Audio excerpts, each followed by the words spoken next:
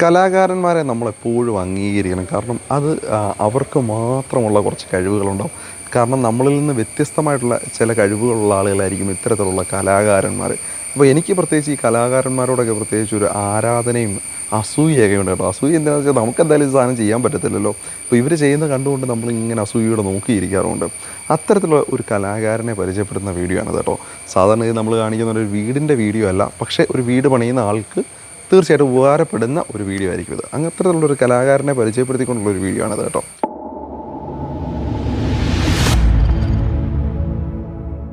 Star ഡീലിൻ്റെ മറ്റൊരു വീഡിയോയിലേക്ക് എല്ലാവർക്കും ഒരിക്കൽ കൂടെ സ്വാഗതം. ആദ്യമായിട്ടാണ് നമ്മുടെ ചാനൽ കാണുന്നത്, ഇതുവരെയും നമ്മുടെ ചാനൽ സബ്സ്ക്രൈബ് ചെയ്തിട്ടില്ല. തുടർച്ചയായി വീഡിയോകൾ കണ്ടുകൊണ്ടിരിക്കുന്ന വ്യക്തിയാണ് നിങ്ങളെന്നുണ്ടെങ്കിൽ സബ്സ്ക്രൈബ് ചെയ്യുന്നതായിരുന്നു പരിഗണിച്ചേക്കുക.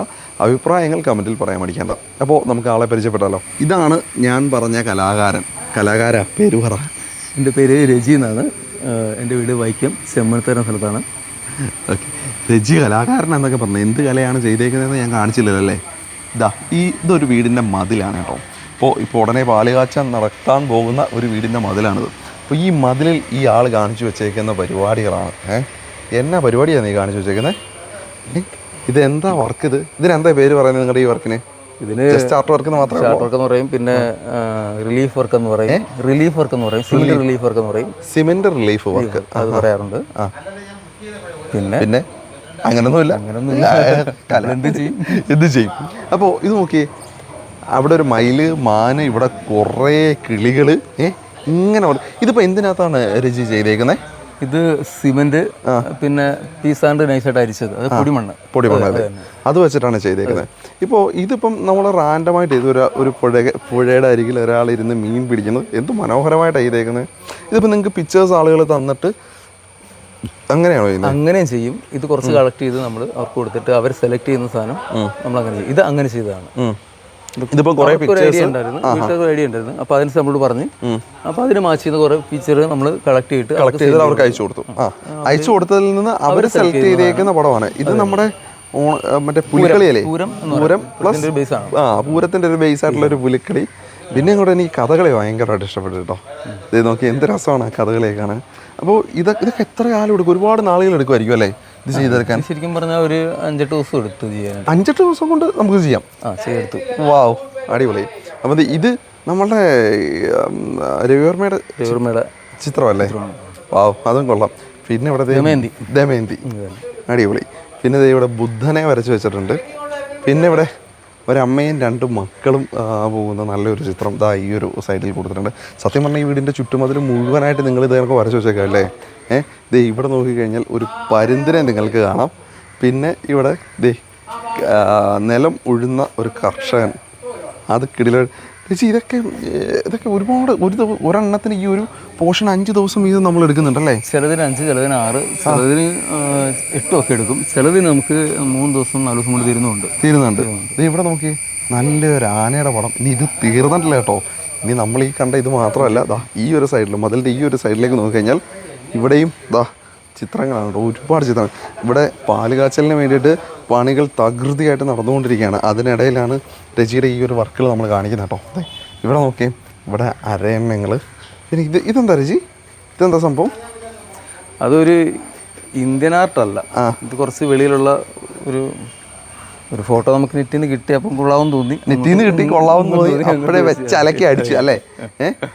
ഇവിടെ വലിയൊരു പായ്ക്കപ്പൽ, നോക്കിയേ പായ്ക്കപ്പൽ കൊടുത്തേക്കുന്നത്. അതേപോലെ തന്നെ എനിക്കിതിനകത്ത് ഏറ്റവും വെറൈറ്റി ആയിട്ട് തോന്നിയൊരു സാധനം എന്താ? ഇവിടെ പട്ടേൽ. സാറിൻ്റെ പടം കൊടുക്കാനുള്ള കാരണം എന്താ? അത് ഇവിടുത്തെ ഓണറുടെ ഒരു ആവശ്യമായിരുന്നു, അത് വേണമെന്ന്. ഓണറുടെ ഒരു ആവശ്യപ്രകാരമാണ് ഇത് ഈ ഒരു സാധനം ചെയ്തേക്കുന്നത് അല്ലേ?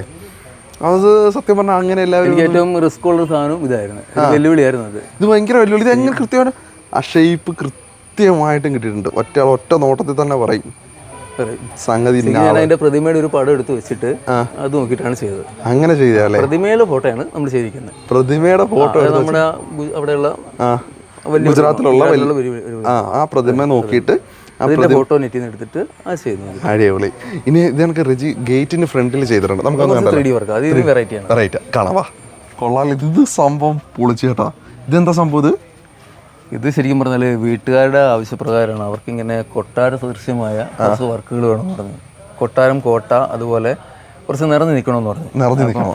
അങ്ങനെ ഇത് എനിക്കൊന്ന് പഴയ കൊൽക്കത്തയിലെ ഏതോ ഒരു തെരുവാണെന്ന് തോന്നുന്നു, അവിടെ പഴയ ട്രാം, അതല്ലെങ്കിൽ വേറെ ഏതെങ്കിലും സ്ഥലമാണെന്ന് തോന്നുന്നു. പക്ഷെ എന്തായാലും കൊള്ളാം, ആ ഒരു രീതിയും ആ ഒരു ട്രാം കൊടുത്തിട്ടുണ്ട്. പിന്നെ ഇങ്ങോട്ട് വരുമ്പോൾ അതേ ഇവിടെ നോക്കി നമ്മുടെ ഇന്ത്യയിൽ തന്നെയാണ്, ഏതൊരു കൊട്ടാരമാണെങ്കിൽ എൻ്റെ പേരറിയില്ല.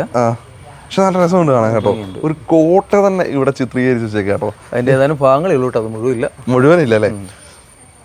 പക്ഷെ ഒരു രക്ഷയില്ല കേട്ടോ, വർക്കുകളൊക്കെ വളരെ മനോഹരമായിട്ട് തന്നെ ചെയ്തിട്ടുണ്ട്. സാധാരണ ഇതിൽ ഒരു ചിത്രം വരയ്ക്കുക എന്ന് പറഞ്ഞാൽ തന്നെ പാടാണ്.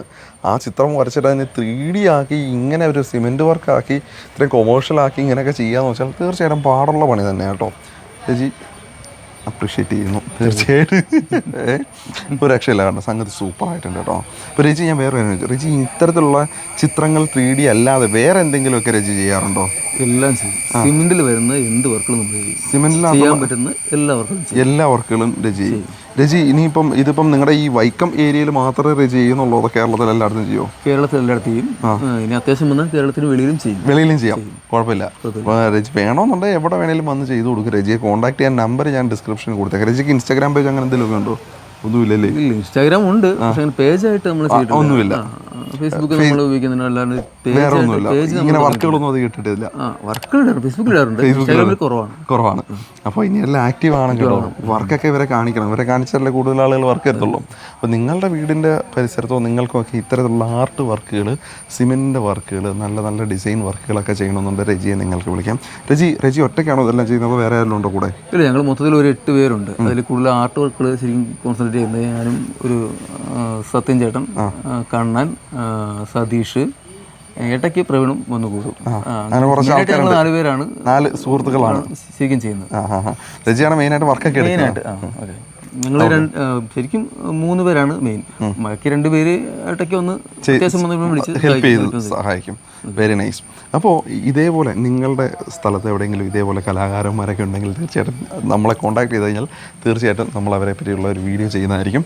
അപ്പോൾ ചാനലിനെ കോൺടാക്ട് ചെയ്യാനുള്ള നമ്പറും ഞാൻ താഴത്ത് കൊടുക്കുന്നുണ്ട്. അതുവഴി നിങ്ങൾക്ക് ഞങ്ങളെ കോൺടാക്ട് ചെയ്യാം. പിന്നെ രജിയെ കോൺടാക്ട് ചെയ്യാനുള്ള നമ്പറും തൊട്ട് താഴെ ഡിസ്ക്രിപ്ഷനുണ്ട്. നിങ്ങൾക്ക് വിളിച്ച് കഴിഞ്ഞാൽ രജിയുടെ സർവീസ് നിങ്ങൾക്ക് കിട്ടുന്നതായിരിക്കും. അപ്പോൾ ഇതേപോലെ മറ്റൊരു വീഡിയോ നമുക്ക് വീണ്ടും കാണാം. എല്ലാവർക്കും ബൈ ബൈ.